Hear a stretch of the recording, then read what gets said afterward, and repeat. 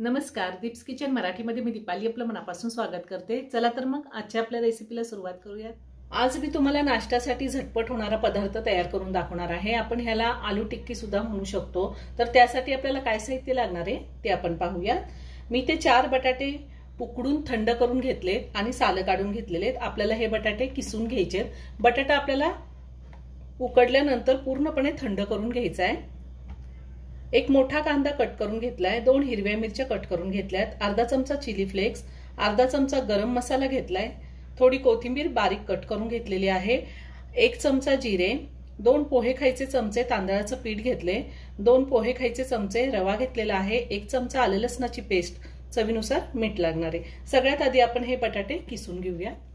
मी बटाटे किसून घेते। मी सगळे बटाटे किसून घेतलेले आहे। आता आपल्याला ह्यामध्ये रवा घालायचा आहे, त्यातच तांदळाचं पीठ घालायचं आहे, कोथिंबीर घालायची आहे, गरम मसाला घालायचा आहे, चिली फ्लेक्स, हिरवी मिरची, जिरे, जिऱ्याच्या ऐवजी तुम्ही जिरा पावडर सुद्धा घालू शकता, आलं लसणाची पेस्ट आणि कांदा घालायचा आहे, चवीनुसार मीठ घालायचे।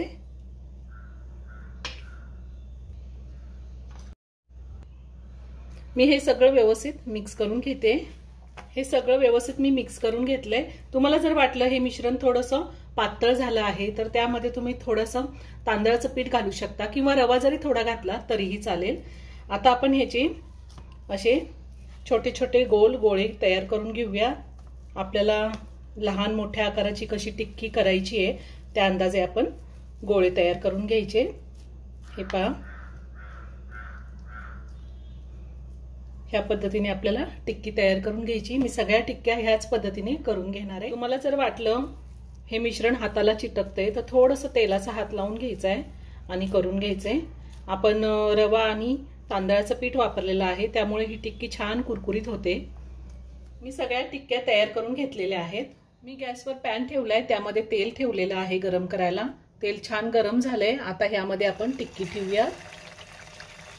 तेल थोडं जास्त घेतलंय मी।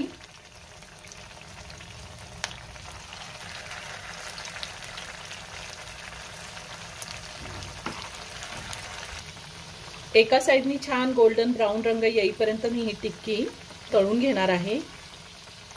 गॅसची फ्लेम लोवर ठेवून मी साधारण 3 ते 4 मिनिटं एका साइडनी टिक्की चांगली फ्राय करून घेतलेली आहे। आता ती मी पलटून घेते। खूप छान रंग आलाय।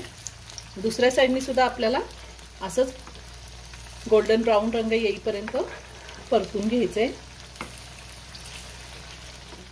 आता आपण हे पलटून घेऊया। दुसऱ्या साइडनी सुद्धा खूप छान झालेला आहे। आता मी ते काढून घेते।